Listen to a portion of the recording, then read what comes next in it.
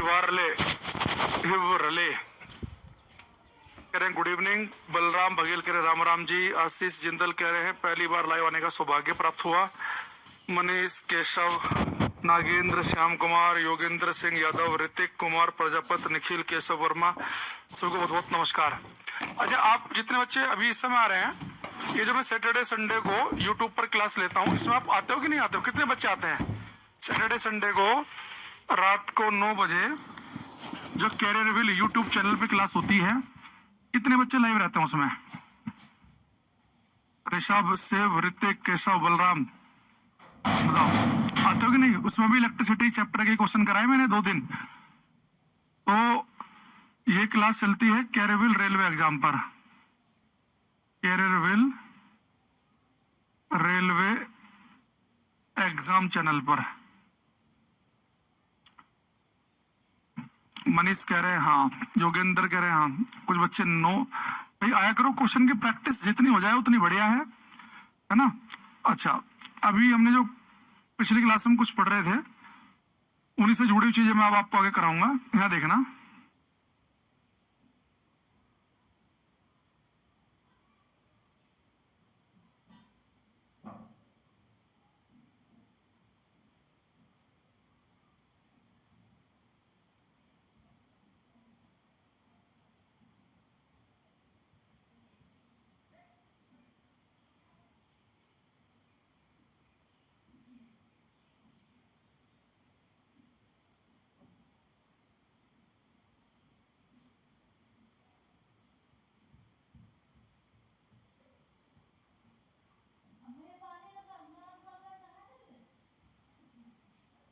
ये text circuit आपके सामने बनाऊंगा, इसे समझना ध्यान से, ठीक है?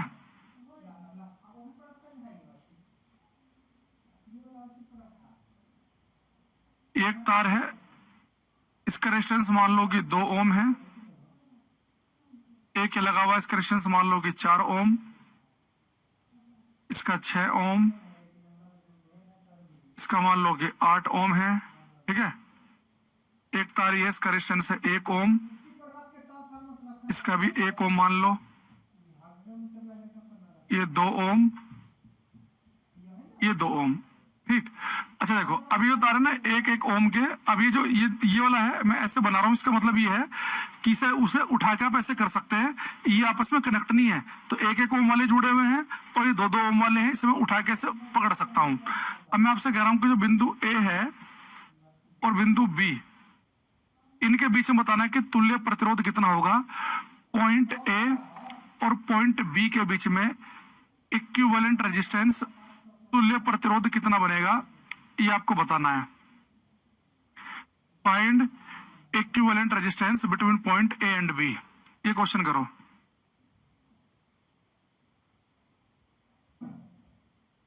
बिंदु ए और बी के बीच में तुल्य प्रतिरोध ज्ञात करना है, कितना होगा? करो ऐसे बच्चे ट्राई।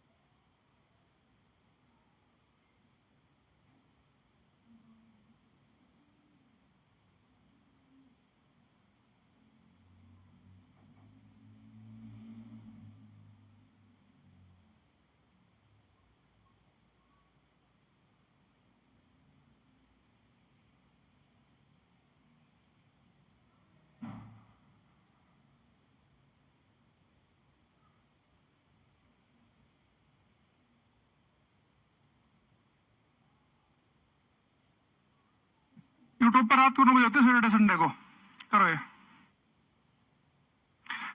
पॉइंट ए और पॉइंट बी के बीच में तुल्य प्रतिरोध आपको बताना है।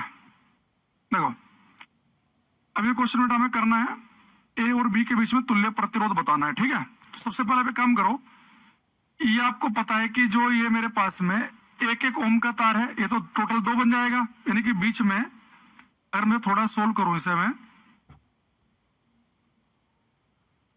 ये मेरे पास में एक तार है, इसका रेजिस्टेंस है 2 ओम।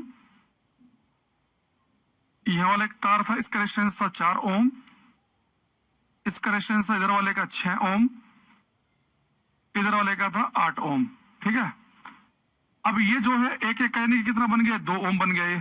ठीक, ये मेरे पास में बना 2 ओम, और ये 2 और 2 कितना बन जाएगा, 4 ओम। ये बन जाएगा 4 ओम। इतना तो आपने सोल्व कर लिया होगा। ये पॉइंट है मेरे पास में ए, ये मेरे पास में है पॉइंट बी।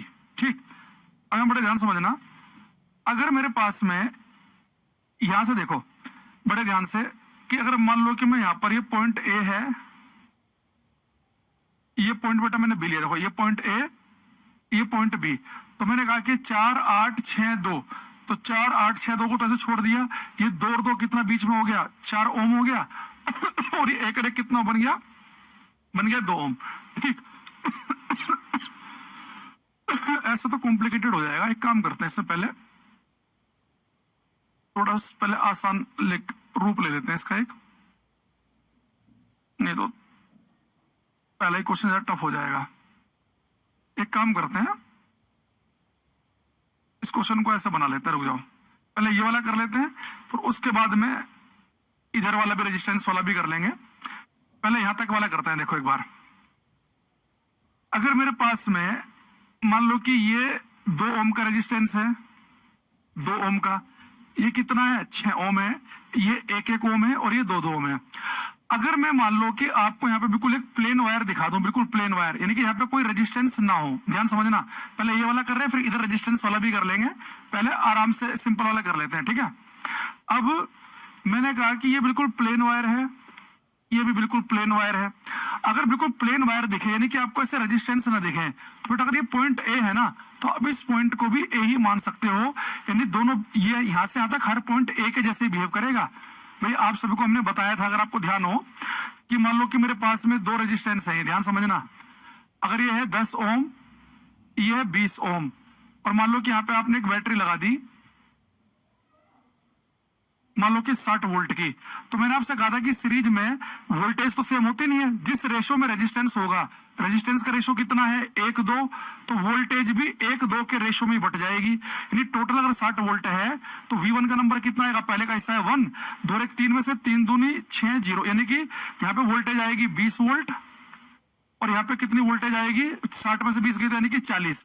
यानी कि अगर बीच में तार हो, इस 60 वोल्ट में से कुछ वोल्टेज यहाँ ड्रॉप हो गई, तो बची कितनी, 40, तो बाकी ड्रॉप हो गई यहाँ।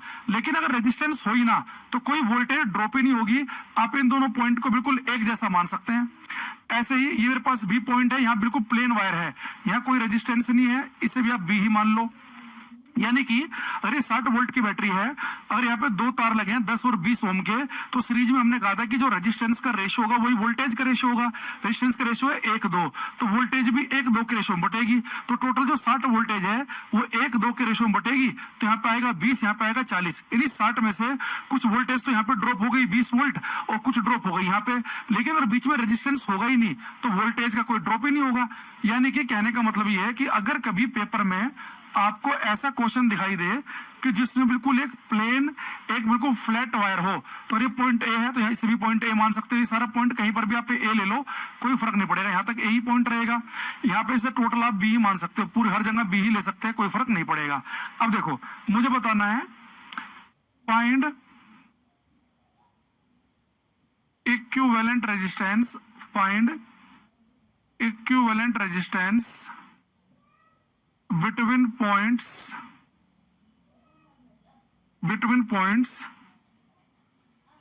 A एंड B, बिंदु A और B के बीच तुल्य प्रतिरोध ज्ञात करना है। तो मुझे पॉइंट A और B के बीच में तुल्य प्रतिरोध चाहिए, तो मैंने एक ले लिया पॉइंट A, एक ले लिया पॉइंट B। बेटा A और B के बीच में एक रेजिस्टेंस तो आपको ये दिख रहा है साफ साफ 2 ओम का, लेकिन A और B के बीच में खाली 2 ओम नहीं है।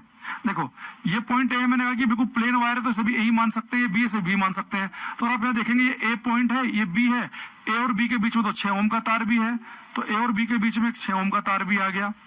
अब यहाँ देखो, ये लिखा है ए, ये लिखा है बी, तो ए और बी के बीच में और एक एक 2 भी आ गया, ये 2 ओम भी बन जाएगा। अच्छा, ये 2 और 2 कितना है 4, ए और बी के बीच में 4 ओम भी बन जाएगा, यानी ए और बी के बीच में एक 4 ओम भी आ गया। यानी मैंने क्या देखा कि अगर मेरे पास में बिल्कुल फ्लैट वायर हो, बिल्कुल जिसमें कहीं पे कोई रेजिस्टेंस ना हो, तो हम क्या करेंगे, अगर ये पॉइंट ए है तो इस पूरे इसी यहाँ पे भी इस पॉइंट को ए ही मान सकते हैं। ये बी है, बिल्कुल फ्लैट वायर है हमारे पास में, बिल्कुल फ्लैट वायर है, तो हम क्या करेंगे, अगर ये पॉइंट बी से बी मान सकते हैं, तो ए और बी के बीच में एक 2 ओम का तार ये है, 6 ओम भी ए और बी के बीच में है, ये ए और बी इनके बीच में 2 और 2 4 भी है, और ए बी के बीच में एक 2 भी है, तो 6 2 2 4, इनका आपको क्या निकालना है, इक्विवेलेंट रेजिस्टेंस निकालना है। तो इसे आप सोल्व कर लो। तो आपको अगर ऑप्शन दिए होते तो आप क्वेश्चन वैसे ही कर लेते कि सर पैरेलल में आंसर हमारा आता छोटे से भी छोटा, तो मेरा आंसर 2 ओम से भी कम आना चाहिए, चाहे तो आप निकाल भी लो, 1/R1 plus 1/R2 plus 1/R3 plus 1/R4। इसे अगर हम सोल्व करेंगे तो 12 गया हम 6 दूनी 12, 2 6 12, 2 6 12, 4 दूनी 8, 4 3 12, तो हमें कितना बनाए 6 6 12, 12 और 3 15, 15 16 17, 17/12, तो किसकी वैल्यू आ गई 1/R की। अगर हम इसे पलट के लिखेंगे, अगर इसे हम पलट के लिखेंगे तो हमारे पास में जो रेजिस्टेंस आ जाएगा वो कितना आ जाएगा, 12/17 ओम आ जाएगा।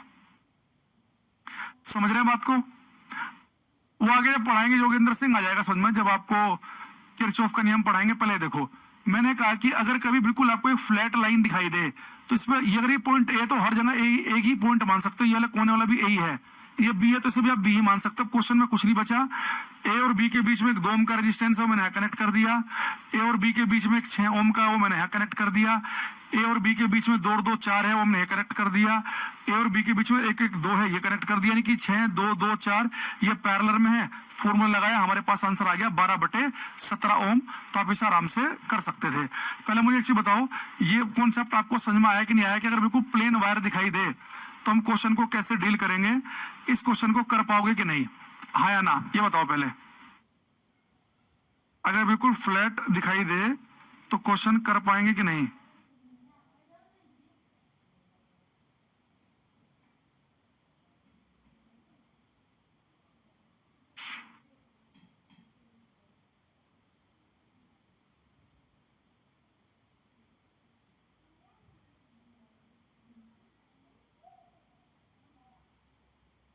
कर लोगे? फिर एक क्वेश्चन और ये करो।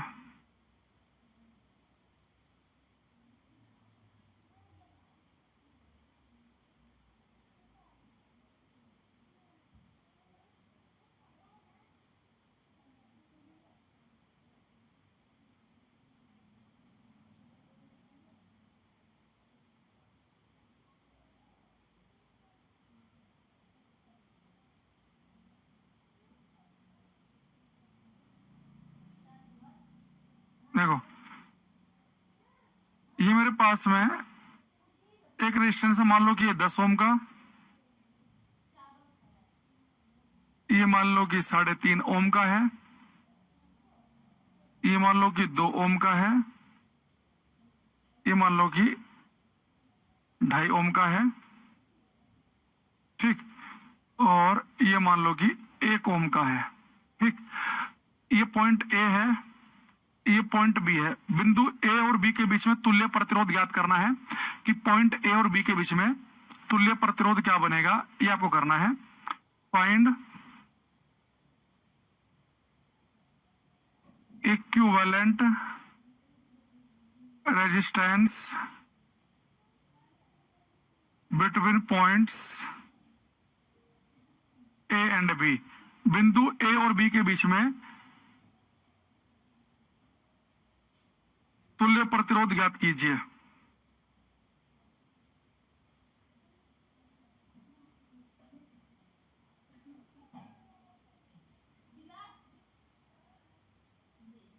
बिंदु ए और बी के बीच में, बिंदु जो बी है उसने यहां दे रखा है, पॉइंट बी ये दे रखा है उसने, पॉइंट बी है,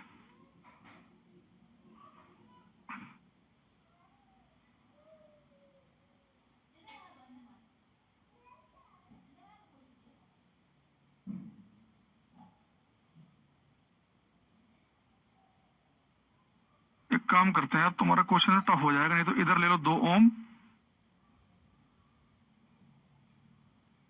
इधर ले लो 2.5। थोड़ा चेंज कर रहा हूं वरना तो बहुत फ्रैक्शन में आंसर आएगा।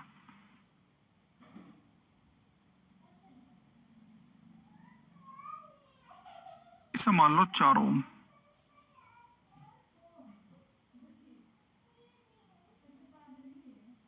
ठीक है, अब करो। अब आसान है, अब वैल्यू जो है ना वो फ्रैक्शन में नहीं आएगी, सिंपल सिंपल आएगी, वरना वो थोड़ा सा टफ हो जाता, उधर 12.5 बन जाता, फिर उधर वो थोड़ा घुसपुस हो जाता। देखो, अब इसने कहा कि find equivalent resistance between point ए और बी, बिंदु ए और बी के बीच में तुल्य प्रतिरोध ज्ञात कीजिए। ये मेरे पास में पॉइंट ए है, ये मेरे पास में पॉइंट बी है, इनके बीच में तुल्य प्रतिरोध ज्ञात करना है। अब देखो, फिर से जब भी ऐसा क्वेश्चन आए तो यहाँ पे ए लिख लिया मैंने, ये लिख लिया बी, तो ए और बी के बीच में एक तो मुझे दिख रहा है साफ साफ कि 4 ओम का तार है, ये बीच वाला ए ये है, बी है, इसके बीच में 4 ओम का तार है। अच्छा, यहाँ पे कहीं फ्लैट वायर नहीं है, ठीक है। अब यहाँ पे देखना, ये पॉइंट ए है, ये पॉइंट बी है, तो पॉइंट ए और बी के बीच में दोनों तार भी तो हैं। और आपको सोचो कि जो करंट जाएगी 2.5 ओम से, वही 3.5 से भी जाएगी, यानी कि दोनों सीरीज में है, तो 3 तो 5 कितना हो गया 6, ए और बी के बीच में 6 ओम का तार ये भी हो गया। अच्छा, अभी देखो, ये पॉइंट ए है, ये बी है, ए बी के बीच में 4 ओम का था, ए और बी के बीच में 6 ओम का हो गया, और ये पॉइंट ए बी, ए और बी के बीच में 10 2 12 ओम भी है, ये 12 ओम भी आ गया। यानी कि एक्चुअल में ये 6 4 और 12 ये तीनों पैरेलल में है, समानांतर क्रम में। तो पैरेलल में इक्विवेलेंट रेजिस्टेंस हम कैसे निकालते हैं, 1/R1 plus 1/R2 plus 1/R3। तो 12 आएगा एलसीएम, 6 दूनी 12, 4 दूनी 8, 4 12, 12 कम 12, 3 तो 5, 6/12 आ गया। तो सोल्व करेंगे तो 1/2, यानी 1/R की वैल्यू 1/2 आई, तो इक्विवेलेंट रेजिस्टेंस हो जाएगा। यहाँ पलटेंगे तो यहाँ भी पलट जाएगा 2 ओम, तो 2 ओम इसका आंसर बन जाएगा। तो हमने क्या करना है, सबसे पहले हमें देखना है कि किन दो बिंदुओं के बीच का तुल्य प्रतिरोध ज्ञात करना है। तो मुझे पॉइंट ए और बी का रेजिस्टेंस के बीच का ज्ञात करना था। तो ए और बी के बीच में एक तो 2 ओम का रेजिस्टेंस था इस वाले क्वेश्चन में, यहाँ फ्लैट वायर था, तो मैंने कहा कि यहाँ भी ए लिख दो, ये बिल्कुल फ्लैट है, यहाँ भी बी लिख दो। तो ए और बी के बीच में खाली 2 नहीं है, ए और बी के बीच में 6 भी है, ये ए और बी है, ए और बी के बीच में 4 भी था, ए और बी के बीच में यहाँ पे 2 भी था, ये सारे आगे थे पैरेलल में। इस वाले में क्या हुआ, इसने कहा कि पॉइंट ए और बी के बीच में तुल्य प्रतिरोध ज्ञात कीजिए। तो फिर से मैंने ए और बी लिख दिया, यहाँ पे ए लिखा है, बी लिखा है, बीच में कितना बना है 4, लेकिन ये ए और बी के बीच में मुझे 3 3.5 और 2.5 भी दिख रहा है, कितना बन गया 6। ए और बी के बीच में 10 और 2 क्या बन गया 12, तो 6 4 12 था पैरेलल में। इक्विवेलेंट रेजिस्टेंस आया 2 ओम, जो ऋतिक कुमार प्रजापत, शिव शंकर शर्मा, योगेंद्र का, दिनेश कुमार का बिल्कुल ठीक आया है। अब देखो, ऐसे हमने क्वेश्चन कल यूट्यूब पे कराया था बच्चों को, ये क्वेश्चन ये करना, इसे हम थोड़ी वैल्यू चेंज कर देते हैं बस, क्योंकि एग्जैक्ट क्वेश्चन मैं वहां पे करा चुका हूं, तो थोड़ी सी हम वैल्यू चेंज कर देते हैं।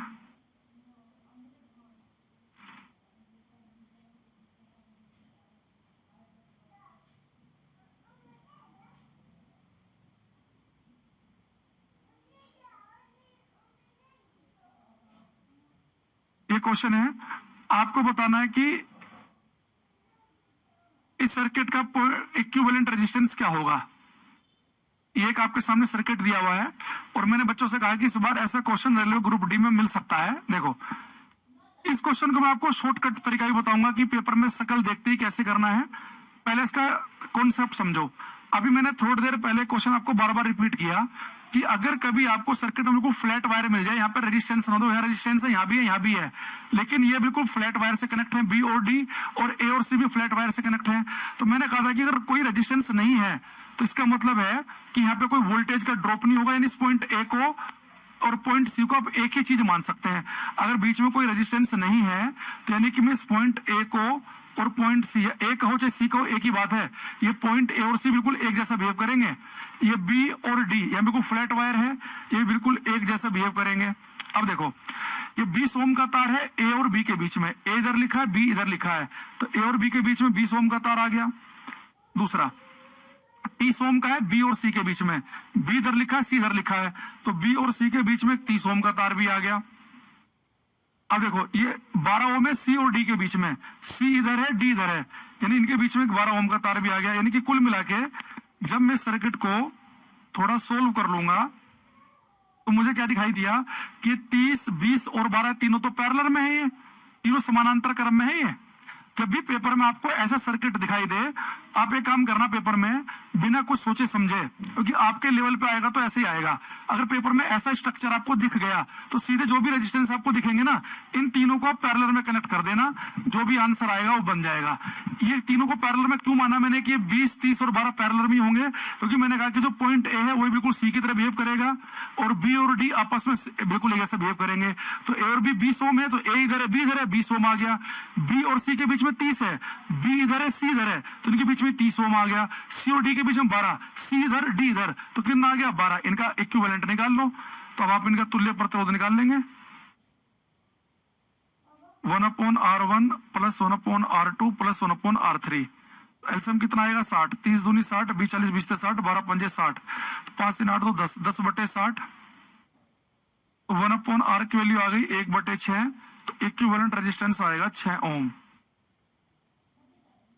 इसका आंसर आएगा हमारे पास में 6 ओम का। तो जिनका आंसर 6 ओम आया उनका बिल्कुल ठीक है, बाकी गलत है। देखो इसे अभी तो क्लास में तो आप समझ लो कॉन्सेप्ट को, लेकिन पेपर में बस आप देखते समझ जाना कि जैसे ऐसे स्ट्रक्चर दिखे कि भाई सीधे तीनों को पैरेलल में कनेक्ट करना है। एक ने श्याम कुमार गुप्ता ने 16 बताया, इनका गलत है, बाकी सबका 6 ओम आया उनका ठीक है। मैं बता रहा हूँ, अगर ये क्वेश्चन पेपर में आ गया ना, हर बच्चा करके नहीं आ पाएगा, वो छोड़ देगा, पता नहीं क्या अजीब सा आ गया। तो इसमें ध्यान रखना कि जब भी ऐसे स्ट्रक्चर दिखे आपको कि 3 रेजिस्टेंस आपको दिखे और फिर ऐसे एक सिंपल वायर से कनेक्ट कर रखा हो, ऐसे इस स्ट्रक्चर को दिमाग में रख लो। तो तुरंत क्या करना है, जो भी रेजिस्टेंस आपको बीच में दिखेंगे उनको पैरेलल में समानांतर क्रम में जोड़ देना, आपका आंसर आ जाएगा। ठीक है, जो मैंने कल कराया था यूट्यूब पर, उसमें एक जगह 2 ओम का रेजिस्टेंस था, एक जगह 9 था, एक जगह 7 था, तो वहां पे हमने 2, 9, 7 को क्या करा था, पैरेलल में कनेक्ट कर दिया था। तो जब भी ऐसे स्ट्रक्चर देखे आप इजीली क्वेश्चन कर सकते हैं। अब यही बात आपको यहाँ पे अप्लाई करनी है, ये भी हमने कल किया था वहां पे, इसे समझना। इसके मैं 2-3 वैरायटी कराऊंगा, करो ये। हाँ, यूट्यूब पर सेम क्वेश्चन कराया था, बस यहाँ पे मैंने वैल्यू चेंज कर दी।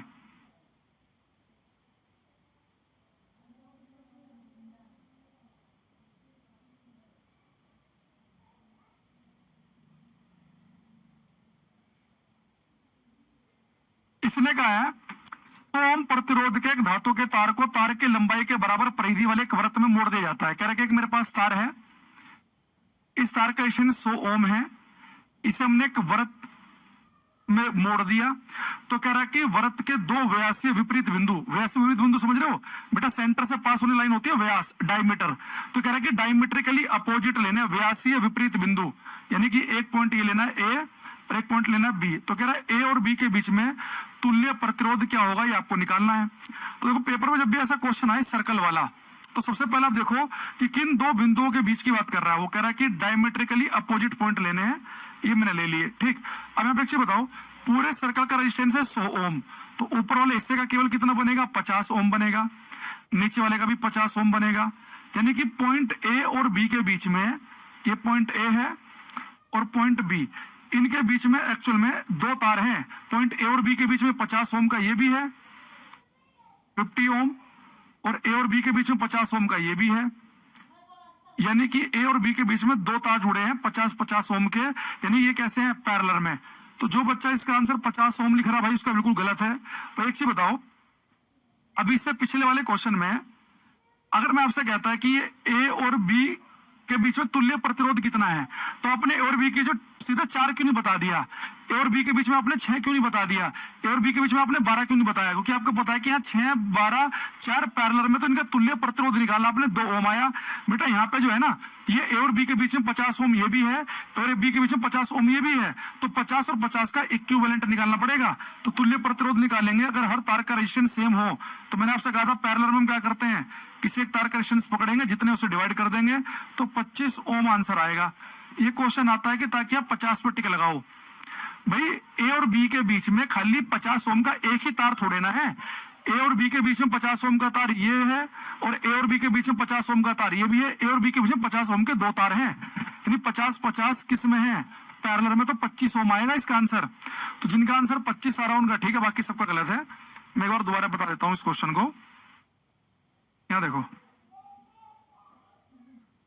मैंने आपसे कहा कि आपने एक सर्कल लिया उसमें दो व्यासी विपरीत बिंदु लिए डायमेट्रिकली अपोजिट पॉइंट। तो पूरे तार का रेजिस्टेंस अगर 100 ओम है तो ऊपर वाले का 50 ओम बनेगा, इसका भी 50 ओम बनेगा। अब ये मत कहो कि ए और बी के बीच में तुल्य प्रतिरोध कह रहा है। ए और बी के बीच में केवल एक ही तार नहीं है 50 ओम का, ए और बी के बीच में दो तार हैं। ए और बी के बीच में अगर एक ही तार होता 50 ओम का फिर तो ठीक था। ए और बी के बीच में 50 ओम के दो तार हैं, इनका इक्विवेलेंट निकालना है। तो किसी एक तार का रेजिस्टेंस पकड़ेंगे, जितने तार हैं उसे डिवाइड कर देंगे, आंसर आएगा 25 ओम। जिन बच्चों का आंसर डी आ रहा है उनका सही है, बाकी का गलत है। अब इसी क्वेश्चन को एक पेपर में देखो क्वेश्चन कैसे आया था। ये भी मेरे ये भी यूपी पीजीटी का क्वेश्चन है। ये भी यूपी पीजीटी का क्वेश्चन मैं आपको और कराऊंगा बाद में, सेम पेपर का क्वेश्चन है ये। उसने कहा भाई एक तार है, इस पूरे तार का रेजिस्टेंस है 40 ohm, total resistance of wire is 40 ohm, comma find equivalent resistance between points A and B. बेटा पूरे तार का रेजिस्टेंस है 40 ओम, आपको बिंदु ए और बी के बीच में तुल्य प्रतिरोध ज्ञात करना है। एक सर्कुलर वायर है, पूरे तार का रेजिस्टेंस अगर 40 ओम हो तो आपको बताना है कि बिंदु ए और बी के बीच में तुल्य प्रतिरोध कितना बनेगा। ये करो, ए और बी के बीच में तुल्य प्रतिरोध क्या होगा, ये करना सभी।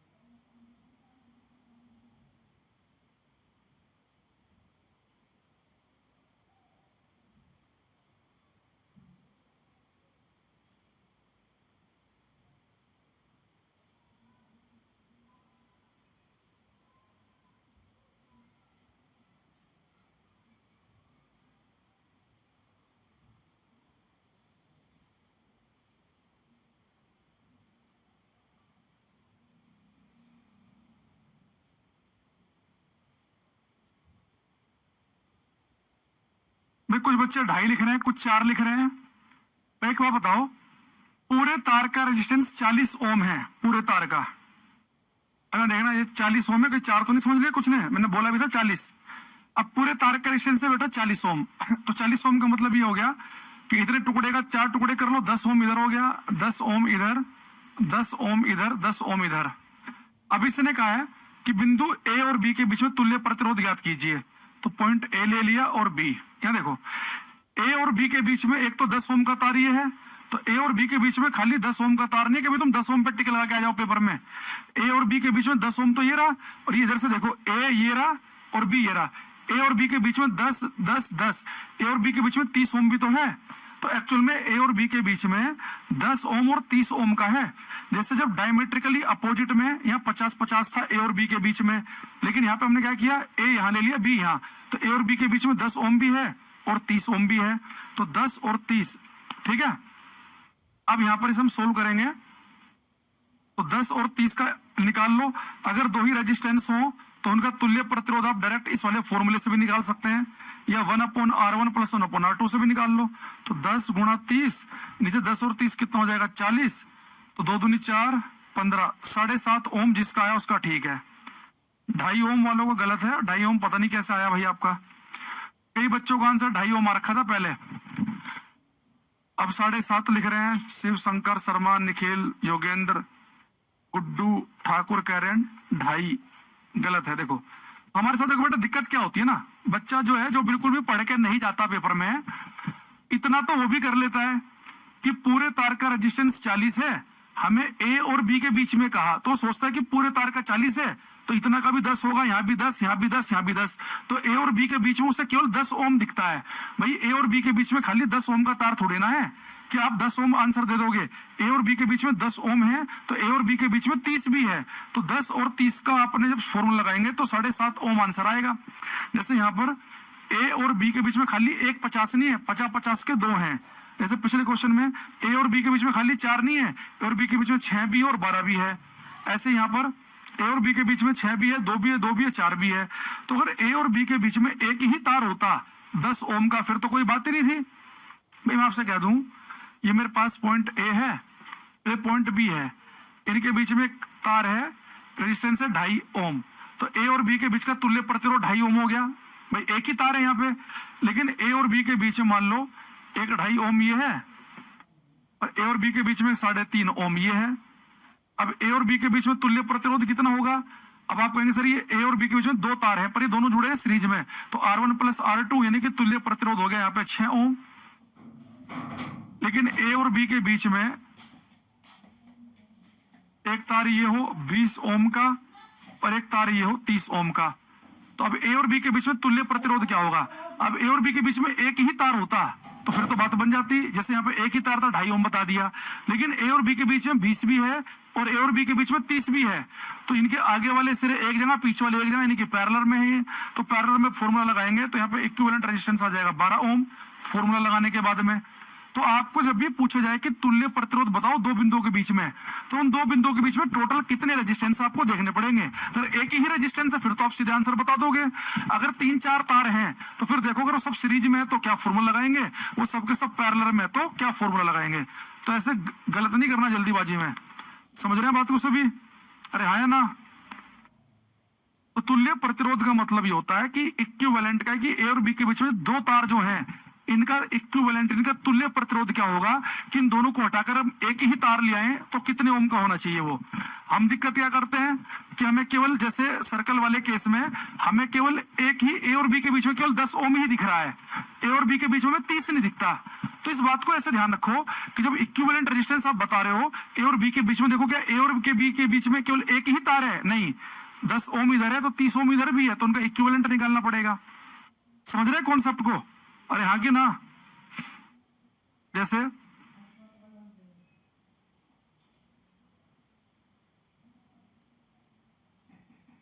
ये 40 ओम है, ये 60 ओम है और ये 6 ओम। मैं कहूं कि बिंदु ए और बी के बीच में तुल्य प्रतिरोध ज्ञात कीजिए। ए और बी के बीच में find equivalent resistance between point A and B. Find equivalent resistance between points A and B. बिंदु ए और बी के बीच तुल्य प्रतिरोध। अब देखो ए ये रहा, बी ये रहा, तो ए और बी के बीच में एक ही तार होता फिर तो बात बन जाती भाई, ए और बी के बीच में एक ही तार रहता, फिर तो कोई समस्या नहीं थी। लेकिन यहाँ पे देखो ए और बी के बीच में टोटल 3 तार हैं, इनका तुल्य प्रतिरोध निकालना पड़ेगा। तो ये बेटा 40 और 60, ये इनमें अगर यहाँ से करंट चले, इसमें करंट अलग जाएगी, इसमें अलग, ये तो इनके पैरेलल में है, इनके आगे वाले सिरे एक जगह, पिछले वाले एक जगह, तो 40 और 60 तो है पैरेलल में। 40 ohm and 60 ohm are in parallel, ये समानांतर में है। अगर मैं इनका तुल्य प्रतिरोध निकालूंगा तो अगर 2 ही तार पैरेलल में हो तो इक्विवेलेंट रेजिस्टेंस आप निकाल सकते हैं R1 R2 upon R1 plus R2 से। R1 की वैल्यू 40, R2 की 60, नीचे आ जाएगा 100, तो सोल्व करेंगे तो 24 ओम आ गया, 24। तो इन दोनों का तुल्य प्रतिरोध तो आ गया 24, लेकिन 24 के साथ में एक 6 ओम का तार और जुड़ा हुआ है, 24 ओम 6 ओम, ए और बी, तो तुल्य प्रतिरोध कितना बन गया 30 ओम। तो सीधा सीधा आंसर आ जाएगा 30 ओम। जब भी आपसे तुल्य प्रतिरोध कहे 2 पॉइंट के बीच में, तो देखो 2 पॉइंट के बीच में अगर एक ही तार है फिर तो आप सीधे आंसर बता दो। अगर 2 पॉइंट के बीच में एक से ज्यादा तार है तो आपको देखना पड़ेगा कि वो सीरीज में है या पैरेलल में है, या मिक्स भी हो सकता है कि 2 पैरेलल में, जो आएगा वो तीसरे के साथ सीरीज में। समझ गए? अब थोड़ा सा ये तो हो गया तुल्य प्रतिरोध पर। अब एक क्वेश्चन हमने पिछली क्लास में आपको कराया था, पहले वही करा देता हूं, फिर इसका थोड़ा सा चेंज करेंगे हम।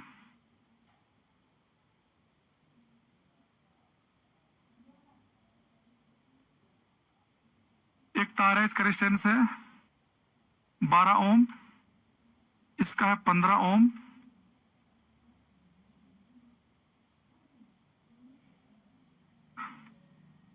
यहां मैंने एक 60 वोल्ट की बैटरी लगाई।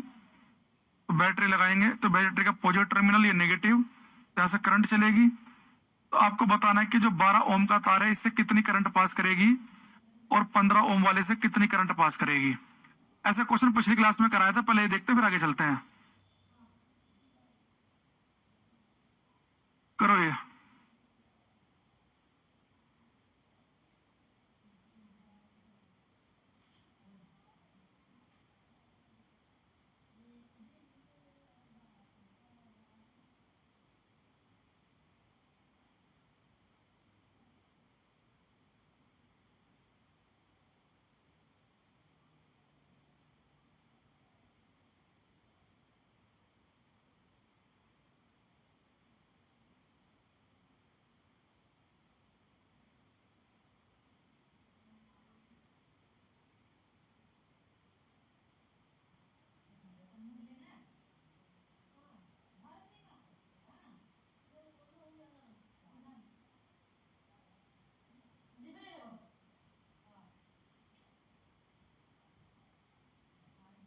देखो, अब जो मैंने आपको बताया था पिछली क्लास में भी, अब अगर आपको याद हो तो आपके लिए क्वेश्चन बड़ा आसान है।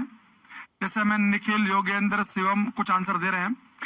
मैंने आपसे कहा था कि अगर आपको पेपर में केवल एक प्योर पैरेलल कॉम्बिनेशन दिखे, जैसे 2 तार हैं दोनों पैरेलल में हैं, 3 होते तीनों पैरेलल में हो, अगर आपको बिल्कुल प्योर पैरेलल कॉम्बिनेशन दिखे, यानी कि मिक्स नहीं होना चाहिए, ऐसा नहीं होना चाहिए कि पैरेलल भी और साथ में सीरीज भी।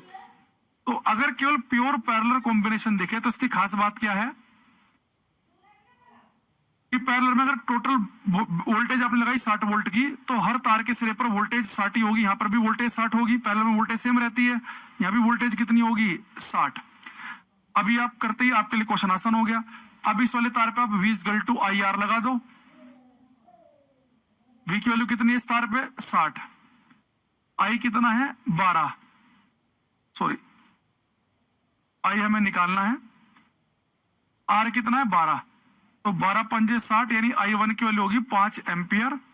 अब यहाँ आ जाओ, यहाँ भी V इक्वल टू IR लगा दो। V कितना है 60 वोल्ट, रेजिस्टेंस कितना है 15, तो 15 चौका 60, यानी I2 हो गया 4 एम्पियर। तो आप कहेंगे सर ये क्वेश्चन तो बड़ा आसान है, इसे तो हम ऐसे ही कर लेंगे। तो अगर केवल प्योर पैरेलल कॉम्बिनेशन हो, शुद्ध समानांतर क्रम हो, प्योर पैरेलल कॉम्बिनेशन, तो उसमें हम क्या करते हैं, जितने वोल्ट की बैटरी होगी हर तार के सिरे पर उतना ही वोल्टेज होगा। और आप क्या करो, जिस तार में करंट पूछेगा उसमें आप V इक्वल टू IR लगा दो। अच्छा, अगर आपसे पूछता कि टोटल करंट कितनी बनेगी। भाई टोटल करंट तो ये जो बैटरी से निकल रही है। अब यहां से करंट चली, यहां से कितनी करंट गई 5 एम्पियर, यहां से कितनी गई 4, यानी टोटल करंट बनेगी 9 एम्पियर की। यानी बैटरी से टोटल 9 एम्पियर की करंट निकली, 5 एम्पियर यहां चली गई, 4 एम्पियर यहां चली गई। ये क्वेश्चन तो हमारे लिए हो गया आसान। लेकिन आप यहां देखो क्वेश्चन आता कैसे है, अब उस पर आ जाओ। ये क्वेश्चन जो है, इस टाइप का क्वेश्चन आपके यहाँ पे आया हुआ है, ये रेलवे ग्रुप डी के पेपर में आया हुआ है, इसे ध्यान से देखेंगे।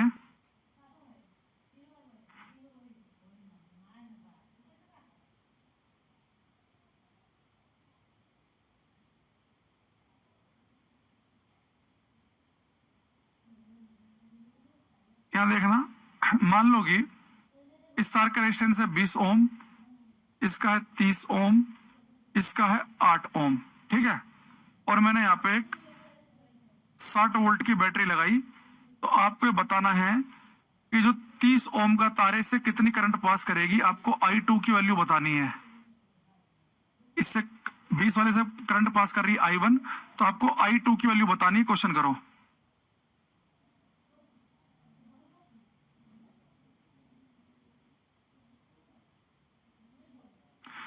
और क्लास में जो बच्चे टाइम पास करने के लिए कमेंट बाजी कर रहे हैं, ये कमेंट बाजी बंद करो भाई, मेरा कोई इंटरेस्ट नहीं है आपके इस फालतू के ड्रामों में, ठीक है।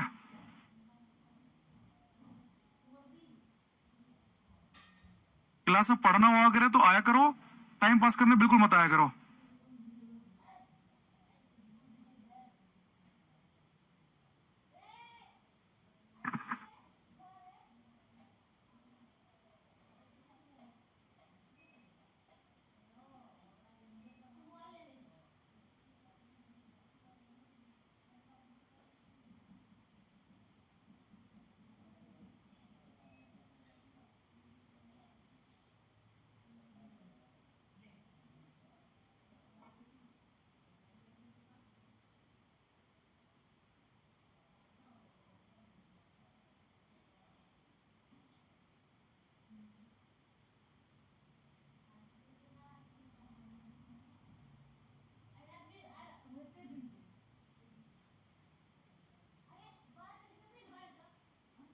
देखो जितने बच्चे इसका आंसर 2 या 3 लिख रहे हैं उनका बिल्कुल गलत है भाई। इतना बताने के बाद भी कोई फायदा नहीं है। 2 एम्पियर 3 एम्पियर जो भी लिख रहे हैं, मैंने अभी आपको क्या बताया था, अगर आपके पास प्योर पैरेलल कॉम्बिनेशन हो कि जितने भी तार हैं अगर वो केवल पैरेलल में हो, तभी आप ऐसा कर सकते हैं। फिर यहाँ 60 वोल्ट की बैटरी, तो यहाँ भी वोल्टेज 60 होगी, यहाँ भी 60 होगी। लेकिन एक चीज बताओ, अगर यहाँ पे भाई खाली प्योर पैरेलल कॉम्बिनेशन थोड़ी ना है, साथ में 8 ओम का तार भी तो है। अगर आप यहाँ पे ये नाटक कर रहे हैं कि 60 वोल्ट यहाँ है तो 60 वोल्टेज यहाँ, 60 वोल्टेज यहाँ, तो इसके सिरे पे क्या जीरो होगी क्या भाई? इस 60 वोल्ट में से कुछ वोल्टेज तो यहाँ चली जाएगी, जो बाकी बचेगी, मान लो यहाँ पे चली गई 10, जो बची बाकी 50, वो यहाँ भी 50 बनेगी, यहाँ भी 50, यहाँ टोटल 60 नहीं बनेगी। अगर ये 8 ओम का तार भी यहाँ पे लगा होता, अगर केवल ये ना होता, तो तब आप करते कि यहाँ 60, यहाँ भी 60, यहाँ भी 60। भाई आप यहाँ पे नहीं कर सकते, ये बताने के बावजूद भी आप गलती कर रहे हो।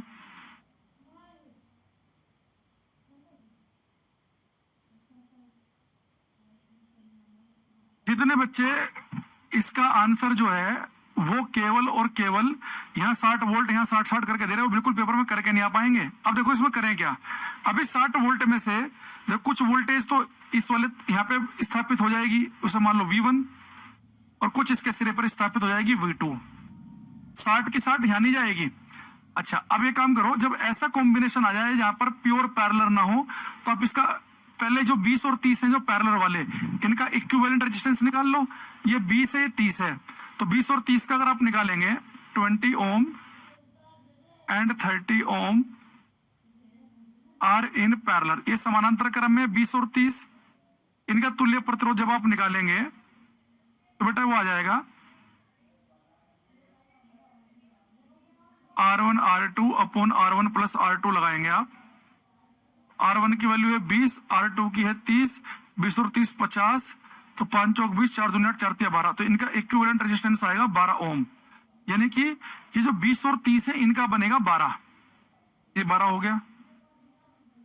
और एक साथ में 8 ओम का और जुड़ा हुआ है। अब आपको पता ही है ये 12 जो है, ये 12 और ये कितना है 8, ठीक है।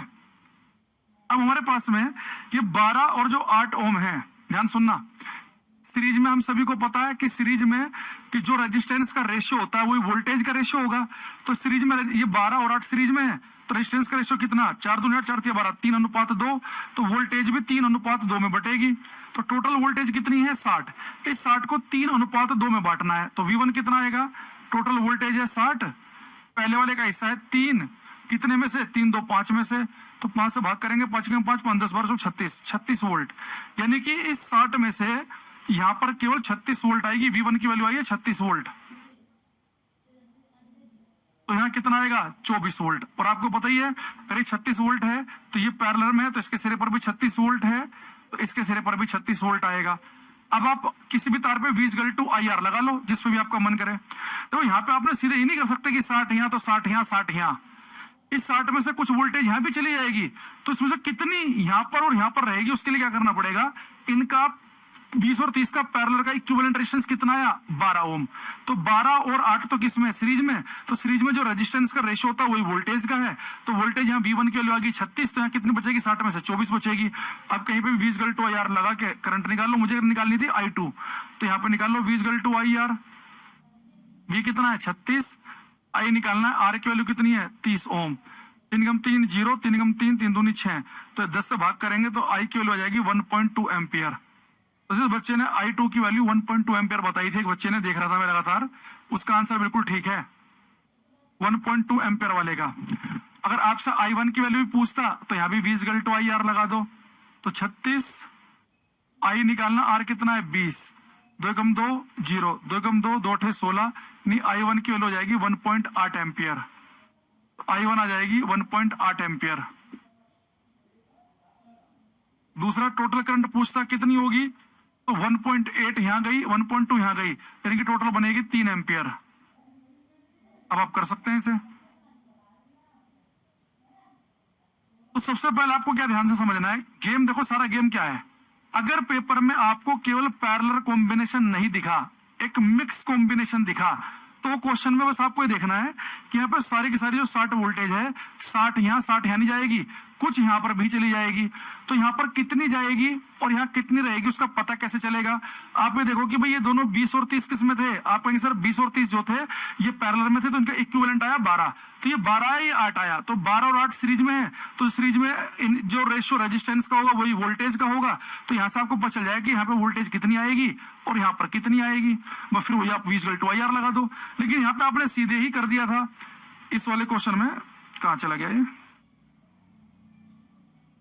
तो यहाँ पे आपने सीधे कर दिया था क्योंकि यहाँ पे प्योर पैरेलल था, तो 60 यहाँ पे है, तो 60 यहाँ होगी, 60 यहाँ, फिर यहाँ V इक्वल टू IR लगा दिया, यहाँ भी V इक्वल टू IR लगा दिया। लेकिन यहाँ पे हमारे साथ दिक्कत क्या हुई कि 60 में से 36 वोल्टेज जाएगी यहाँ पर, 24 यहाँ जाएगी, वो मुझे निकालना पड़ा। ठीक है, एक क्वेश्चन और देखते हैं इसमें भी हम।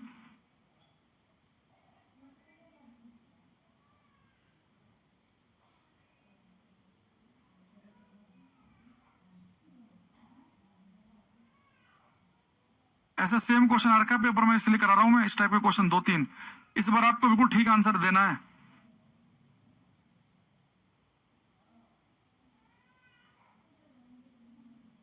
क्या लिखेंगे, मान लो कि 10 ओम है, ये 20 ओम है, ये 30 ओम है, ठीक है, और ये मेरे पास में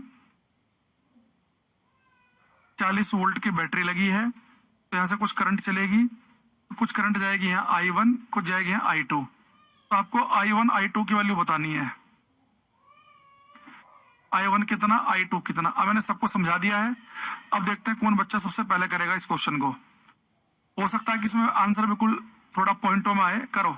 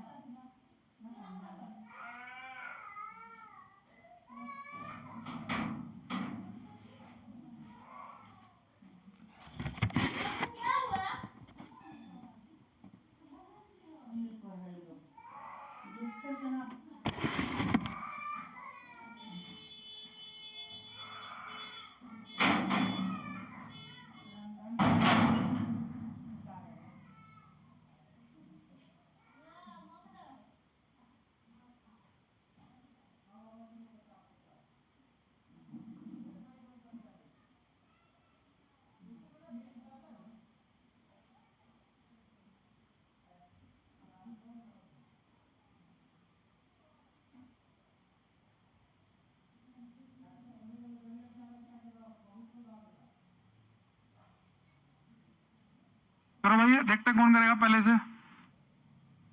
अच्छा, कॉन्सेप्ट तो आपको दिमाग में आ गया होगा, अब कैलकुलेशन आपकी कितनी फास्ट है, सारा गेम उसके सामने है। आपको पता है कि इस 40 वोल्ट में से 40 हम यहाँ नहीं कर सकते, कि इस 40 वोल्ट में से कुछ यहाँ भी चली जाएगी। अब इस 40 में से कितनी यहाँ जाएगी और कितनी यहाँ पर रहेगी, तो 40 वोल्ट में से कुछ तो यहाँ रह जाएगी V1 वोल्टेज, और कुछ पहुंच जाएगी यहाँ पे V2। अब उसे हम कैसे निकालेंगे, ये 10 और 20 का पहले निकालो, तुल्य प्रतिरोध कितना आएगा, 10 ohm and 20 ohm are in parallel. तो 10 और 20 किस में है, पैरेलल में है, समानांतर क्रम में है। ठीक है, देखो इनका इक्विवेलेंट निकाल लो, R1 R2 upon R1 plus R2 से 10 गुणा 20 और नीचे आ गया 30, सोल्व करेंगे तो कितना आएगा, 20/3 ओम। ठीक है, तो 20/3 आ गया। निखिल का एक आंसर हमारे सबसे पहले आया, देखते हैं इसका ठीक है कि गलत है। तो 20/3 तो इनका आ गया और 30 ही है साथ में।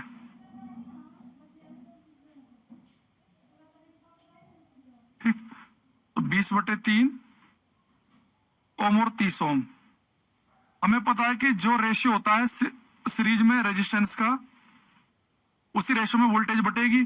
तो रेजिस्टेंस का रेशियो कितना है, 20/3:30। अब देखो ये 20/3, इस 3 को हटाने के लिए क्या करो, दोनों तरफ ये 3 से मल्टीप्लाई कर दो, इधर भी और इधर भी। 3 से 3 तो कट गया, तो कितना जाएगा ये 20 और 30 8 30 90। यानी आप ये कह सकते हैं कि जो रेजिस्टेंस का रेशियो आएगा वो आएगा 2:9। समझ रहे बात को भाई, 20/3 था, ये 30 था, तो इसे रेशियो को खत्म करने के लिए यहाँ भी 3 से मल्टीप्लाई कर दी, यहाँ भी 3 से मल्टीप्लाई कर दी, तो इधर तो 20 रह गया, इधर 30 या 90, तो 0 भी हटा देंगे तो रेशियो आ गया 2:9। तो वोल्टेज भी इसी में बटेगा 2:9 में। अब V1 देखो कितना है, टोटल वोल्टेज है 40, पहले वाले का हिस्सा है 2, टोटल कितने में से, 11 में से।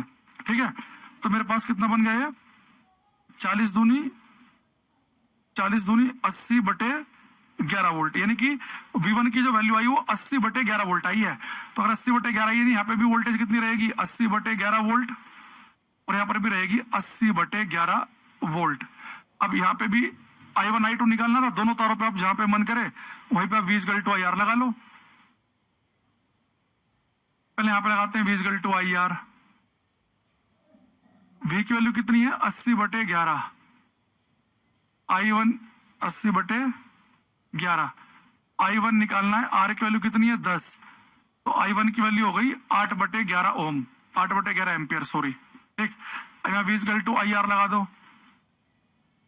V की वैल्यू कितनी है 80/11, I2 निकालना है, R की वैल्यू है 20, 2 4 6 2 चौक 8, तो यहाँ पे आ गया I2 आ गया 4/11, 4/11, 8/11 और 4/11 जिसका आया है उसका एकदम ठीक है। तो इस क्वेश्चन में जितनी कैलकुलेशन हो सकती थी मैक्सिमम कैलकुलेशन रखी हमने। सबसे पहले हमने क्या देखा कि जो 10 और 20 का जो इक्विवेलेंट आया वो 20/3 आ गया, तो 20/3 और 30, तो बहुत सारे बच्चे रेशियो लेने में दिक्कत आएगी उन्हें कि 20/3 और 30, तो मैंने कहा कि रेशियो हटाने के लिए 3 से दोनों तरफ मल्टीप्लाई कर दो, तो 20 और कितना बन गया 90, यानी कि 2:11, 2:9 सॉरी। तो अगर रेजिस्टेंस का रेशियो 2:9 है तो वोल्टेज भी 2:9 में बटेगी। तो V1 की वैल्यू कितनी है, टोटल वोल्टेज है 40, V1 का हिस्सा है 2, कितने में से 9 2 11 में से, यानी कि 80/11 वोल्ट में से। तो V1 की वैल्यू अगर 80/11, तो यहाँ भी वोल्टेज 80/11 रहेगी, अभी 80/11 रहेगी, दोनों जगह V/IR लगा के क्वेश्चन निकाल सकते हैं आप। इससे ज्यादा कैलकुलेशन नहीं देगा वो। पेपर में नॉर्मली आपको ऐसा क्वेश्चन मिलने की संभावना ज्यादा है। जैसे ये वाला था ना, 20 और 30 का 12 आया और ये 8 था, तो 12 और 8 में 30 सीधा रेशियो बन रहा है 3:2 का, तो वोल्टेज भी 3:2 में बटेगी। टोटल 60 थी, तो यहाँ पे आ गई थी 36, तो 36 यहाँ V/IR यहाँ लगाया, V/IR यहाँ लगाया, इजिली आंसर आ गया। ठीक है, तो पेपर में इसकी संभावना ज्यादा मिलेगी आपको। ठीक है, तो कल की क्लास में हम क्या करेंगे, ये वाला देखकर आना आप, जहां पे मिक्स रहेंगे, तो मिक्स वालों में भी हम क्या करेंगे, अगर प्योर पैरेलल होगा तो जो वोल्टेज यहाँ वही वोल्टेज यहाँ वही वोल्टेज यहाँ, लेकिन अगर मिक्स होगा तो हमारे दिमाग में रखना है कि इस वोल्टेज में से कुछ वोल्टेज यहाँ भी चली जाएगी, तो यहाँ पर पूरी की पूरी नहीं बचेगी। तो हम क्या करेंगे, इसमें उनका पहले तुल्य प्रतिरोध निकाल लेंगे, फिर हम देख लेंगे कि जो रेशियो रेजिस्टेंस का वही वोल्टेज का, तो उसमें से कितनी वोल्टेज यहाँ पर आएगी। ठीक, ऐसे हमने यहाँ पर भी किया। एक दो क्वेश्चन हम कल आपको करा देंगे इससे जुड़े हुए, ठीक है। और फिर उसके बाद हम कल आएंगे, पावर स्टार्ट कर देंगे कल की क्लास में। तो कल की क्लास में आपके पावर वाले क्वेश्चन हो जाएंगे शुरू, लेकिन पहले भी आधे घंटे के आसपास कल की क्लास में और ऐसे क्वेश्चन कराए जाएंगे आपको, ठीक है। एक दो क्वेश्चन मैं होमवर्क के लिए छोड़ दे रहा हूं इसमें। एक क्वेश्चन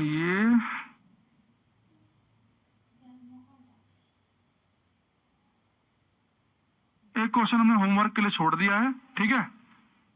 इसे खुद से ट्राई करना। आज के लिए इतना ही रख रहे हैं हम, ठीक है। Bye, thank you.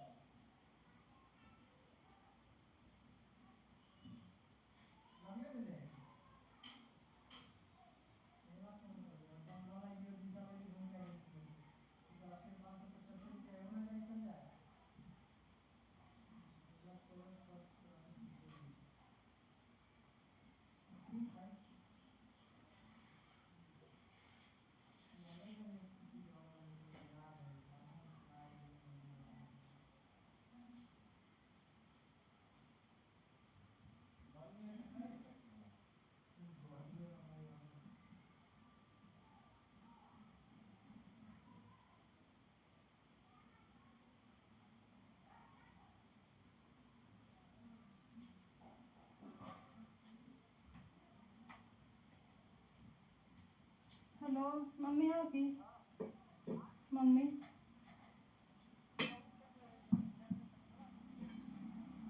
ठीक है ना वो पूछती है ना कि भात रख दिए कि रोटी अब जावा कथी रह दो लेट होते रोटी है 7-8 गो हाँ 8 गो रोटी है 8 गो है रख दो रोटी रह दी हाँ रोटी रख दो हमरा सब्जी रख दो एगो अचार रख दियो एगो प्याज दे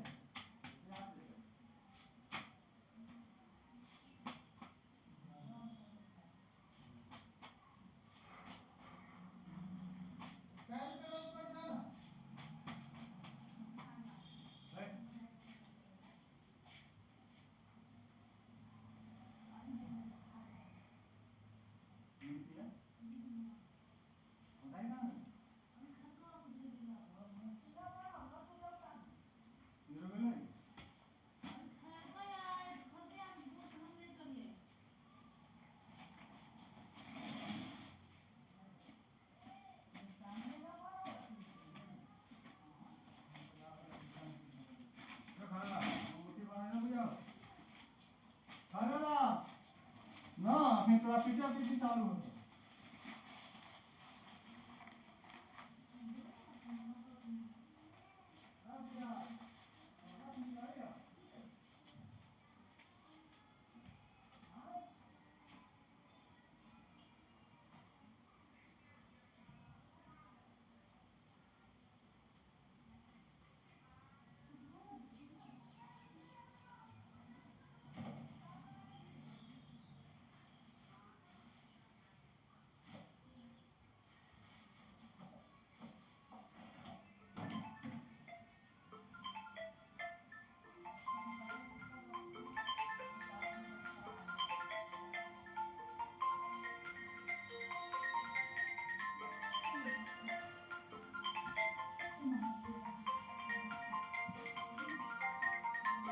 हेलो बोलो ना याद है उठ गए ठीक है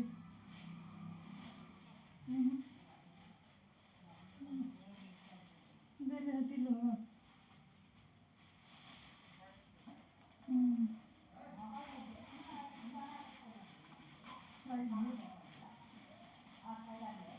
कुछ ना करे थे ऐसे मन रही पैसा पैसा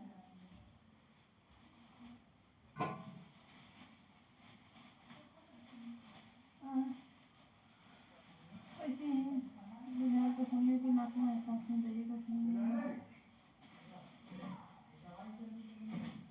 क्या मिलाड़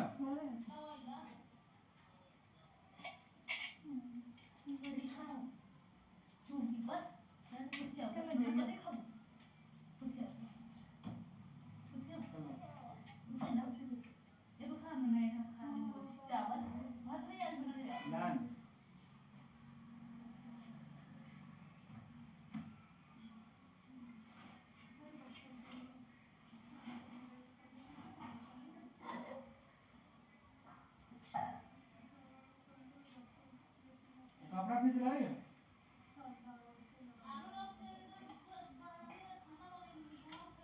सब लोग आ गए हाँ ये गोबर बात हम भैंसी के भी वाला कौन था हाँ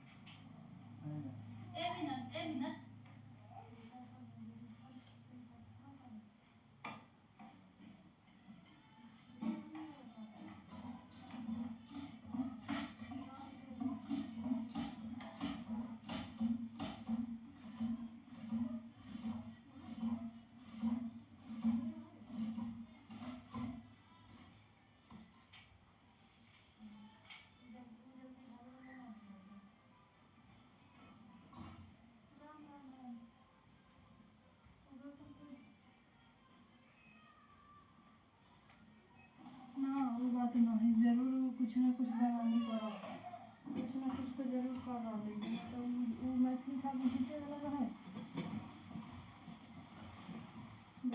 सारा उल्टा कर देता है। हो गया जो चुनाव खत्म।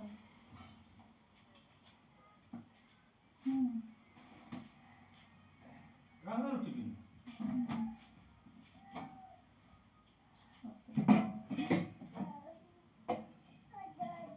गुड। तबीयत ठीक ना?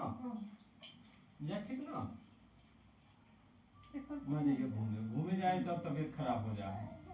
फिर देखो घूमे के नाम लेते घूमे जाए तबीयत खराब हो जाए, बुखार लग जाए तो दवाई खिलावे के हो।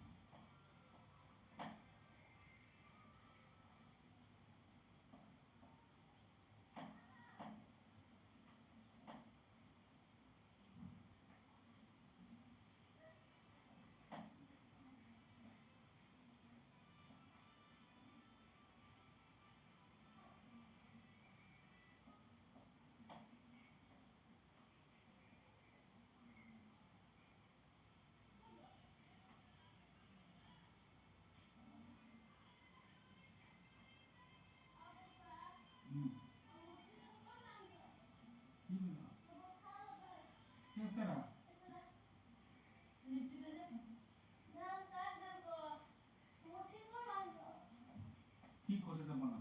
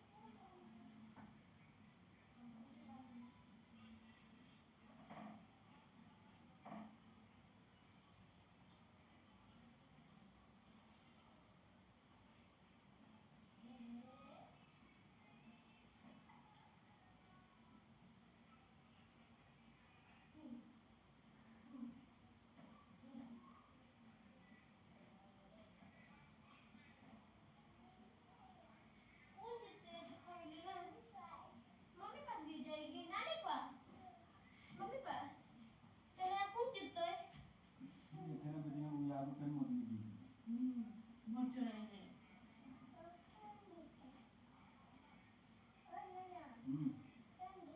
मोदी कोई चोर है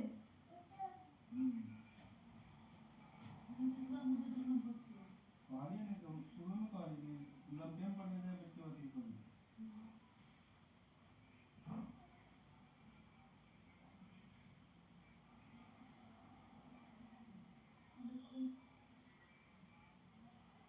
आगे बहुत आगे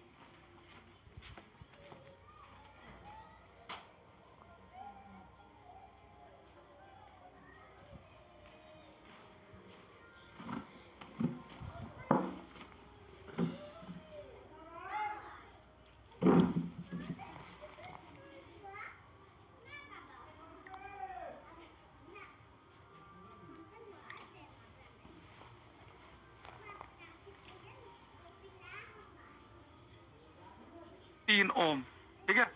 तो 20 बटे